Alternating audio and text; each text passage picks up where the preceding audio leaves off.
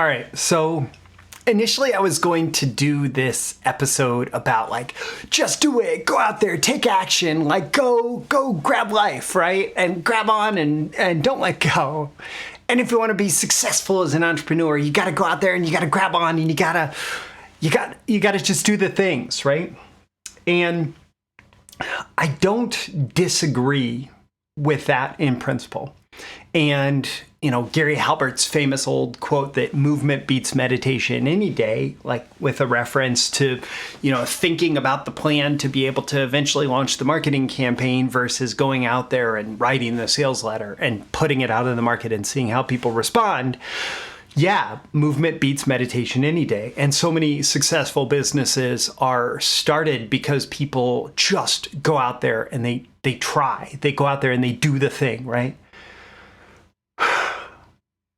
And also at the same time, when I'm talking to you as a human being, there is one way that you can approach that where it is just out of a sense of lack, out of a sense of failure, out of a sense of trying to prove something. And it can lead you to be plenty successful financially, but it won't fill the gaping hole in your soul that you're trying to fill with all that activity. You're just going to feel miserable. The other approach that you can take to all of this is to meet yourself with compassion, meet yourself with love, kindness, care. And when you meet yourself with this self-compassion and you take care of yourself and you nurture yourself, you give yourself access to another type of energy, a very positive energy for doing whatever it is that you want to do with your day and in the world, and doing it in a way where you're going to end up happier in the end, as opposed to doing it trying to fill just an empty void in your soul that won't get filled by more activity or more entrepreneurial success. And so I want to share with you a process of self-compassion for you as an entrepreneur, as a marketer. And I don't know, this might be one of those episodes that nobody ever pays attention to.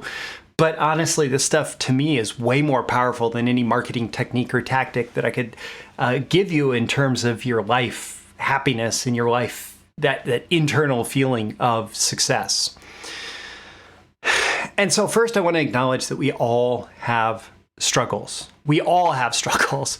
The Buddha taught that all existence is suffering, and taught methods for overcoming suffering through meditation. And I think that so many other people, like Jesus's teaching and the teaching in Christianity that we're living life in sin, one lens through which you can view that is suffering, right? It is a type of suffering, right?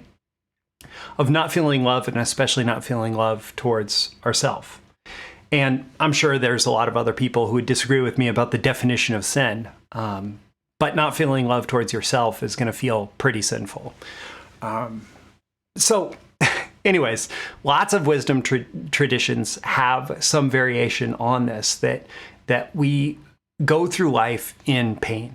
We go through life in agony. We go through life struggling. And some people go through life with experiencing capital T trauma.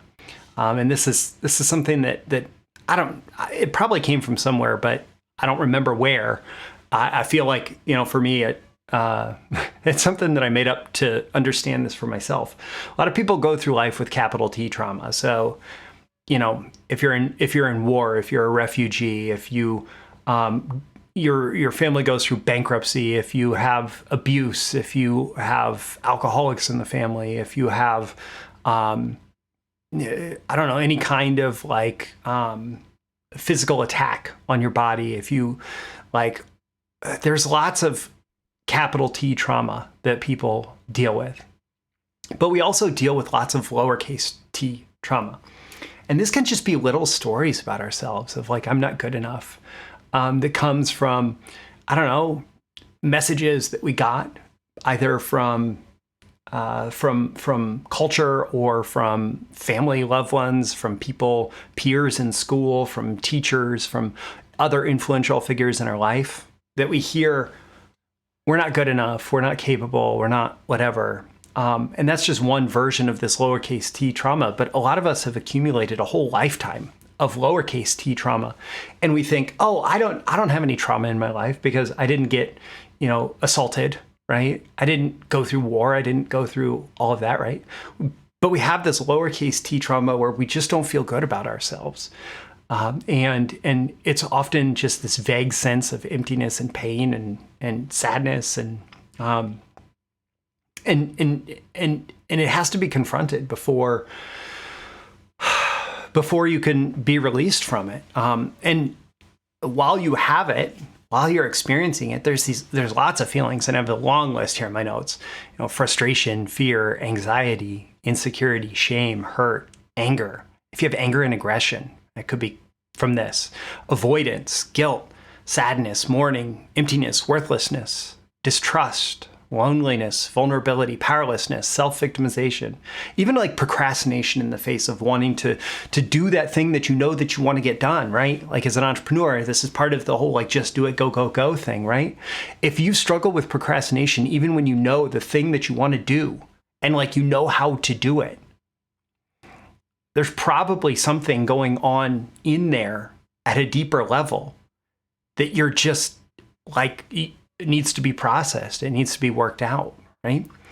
And I'm not a therapist. I have an undergrad in psychology, but I'm not a qualified therapist. But I can tell you what's worked for me, and I'm going to share with you a resource actually that I was reintroduced to recently that I found really valuable. But first, let's talk about how not to deal with these struggles, right? Suppress and repress. Oh no, I'm not sad. I'm not upset. I'm not mourning. I'm not angry. I'm not frustrated. I'm not, right? Like holding in, repressing all of these feelings that we label as negative feelings. And just pushing them down inside. Well, your body's going to hold on to those feelings, even if you try to cognitively and logically argue that they're not there, right? And the other thing that happens when you suppress and repress is you end up lashing out, right? Because you're holding on. It's like, you're trying to hold something, you're trying to hold the pressure tight, and then you lose control. And you can lash out at your family, you can lash out at coworkers, you can lash out at employees, you can lash out at your boss, you can lash out at the supermarket, you can lash out wherever, right? Or just, ignoring, denying, trying to gaslight your feelings, right? Trying to say like, oh, I'm not upset about it. I'm not whatever. I'm moving on with my life, right? But really you're pissed off underneath, right? Like all of that stuff. These are ways not to deal with these struggles.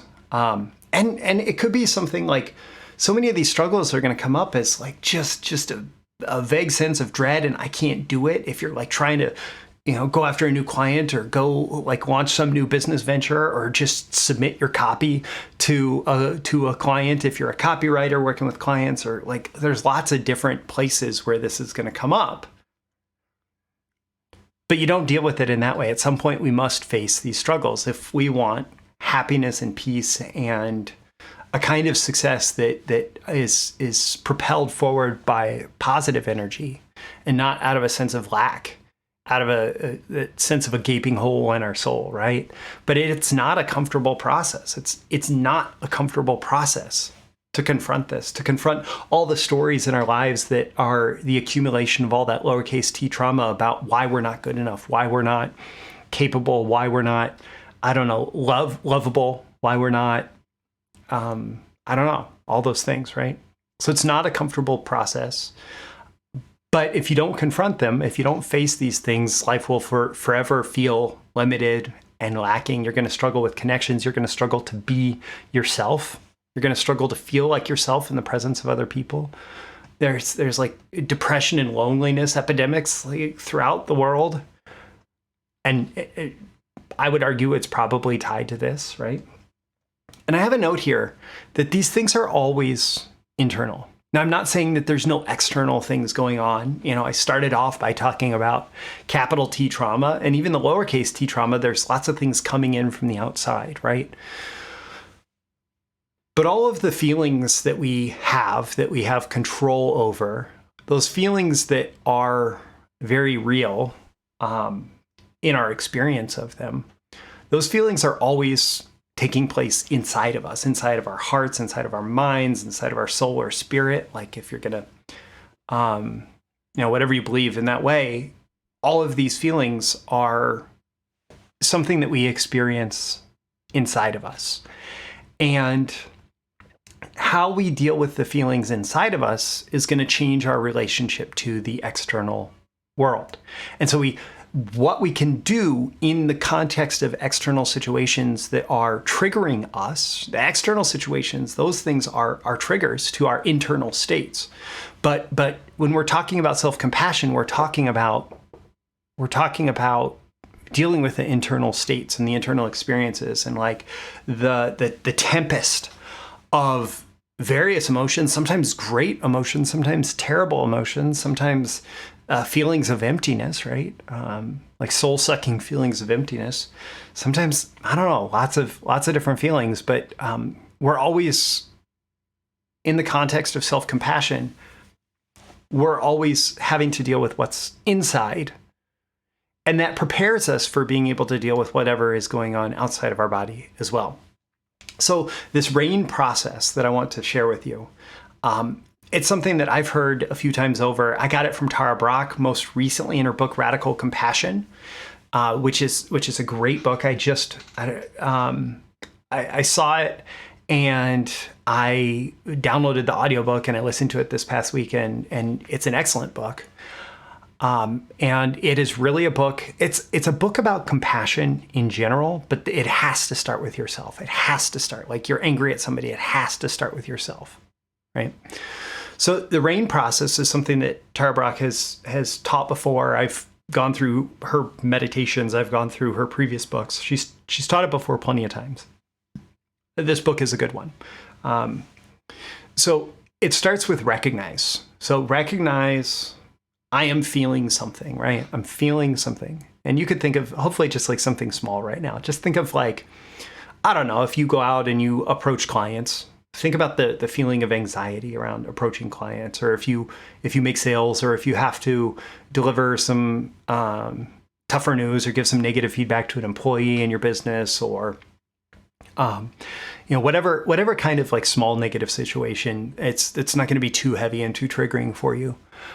You can kind of think through it in this context. So we recognize that there's some feelings going on, and feelings really originate in our body, and we're going to interpret them with our conscious mind. But so much of this process is about how we feel them in our body. So recognize, okay, I'm feeling tightness in my chest. I'm feeling I'm feeling flustered. I'm feeling angry right now. I'm feeling upset about this situation. I'm feeling like I'm not good enough. Like I'm like questioning whether I'm even capable, if I should even be doing this, right? Like I'm recognizing all these feelings. And then the desire here is to stop those feelings because they don't feel good, right? The desire is to stop those feelings.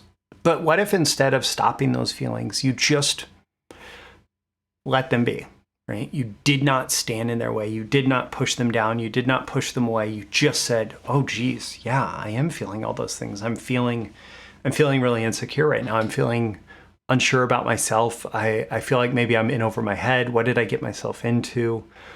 And it's okay that I'm having all these feelings, right? There's a challenging thing going on in my life, and I'm having all these feelings about this. And that's yes, just say yes to the feelings, right? Because these feelings may not be true to like, for example, the feeling of like, I'm not worthy of love, or I'm not good enough to approach a new client. I'm not whatever, right? Like those feelings may be true or may not be true, right? You could be good enough as a copywriter to go out, as a marketer, to go out and work with this new client. But you may feel like you're not good enough, right? So the feeling is real, even if it's not true, even if what's the message that's being communicated is not true. The feeling is real, but not true. But we have to allow the reality of that feeling, right? And then interrogate here, that sounds like a rough word. And it's not really meant to be a rough word here. It's just to continue to feel what that feels like. What does that feel like? What message does that do I understand from that? What is being communicated to me through those feelings? So many times feelings our subconscious is like super powerful and it's processing things all the time. And its best way to communicate with us is through our feelings, right? And so our subconscious is feeding us this feeling, and we want to know like what message is in the feeling, what message is in the feeling. And the message might be, well, I need to spend an extra 5 minutes prepping for this just to make sure that I'm ready before I pick up the phone and make this call, right? Or I need to trust myself to do the thing, right? Or whatever it is. But the feeling is going to carry some emotion, even if it's going to carry some message of like, even if the message is, wow, this gives me anxiety, right? Like, when I do this, I feel anxiety. Okay, cool. When I step on stage to give a presentation, a lot of times when I hit record on one of these episodes, I feel anxiety. Am I going to be good enough? Is this message going to be good enough? Is it going to resonate with people, or people going to whatever, right? And so you interrogate the feelings that are going on. You've recognized the feelings and you've allowed them to be there. You're not trying to hide from them. You're not trying to push them away. And you try to see if there's anything that you can learn from them, right? And then nurture yourself as you're feeling this kind of difficult feeling. Oh, I felt angry. So you don't necessarily want to, like, allowing a feeling of anger does not mean that you like go attack someone, right? Allowing a feeling of aggression, but it's noticing, right? Whew, geez, I feel really upset. I feel aggressive towards that person. Geez. Okay, that feeling just washed over me. Maybe that feeling is telling me that I feel a sense of injustice about something that person did, like playing sports and the person broke the rules clearly behind the referee's back, right? I feel a sense of injustice. And then the nurturing, you find the most loving part of yourself, or tap into wherever you believe love comes from, and you direct it towards yourself. Right? Direct it towards that part of you that's feeling aggression or anxiety or sadness or emptiness or whatever. And just nurture and care for that part of yourself and say, it's okay. Like, I got you. And you can feel this in your body. You can feel these things in your body.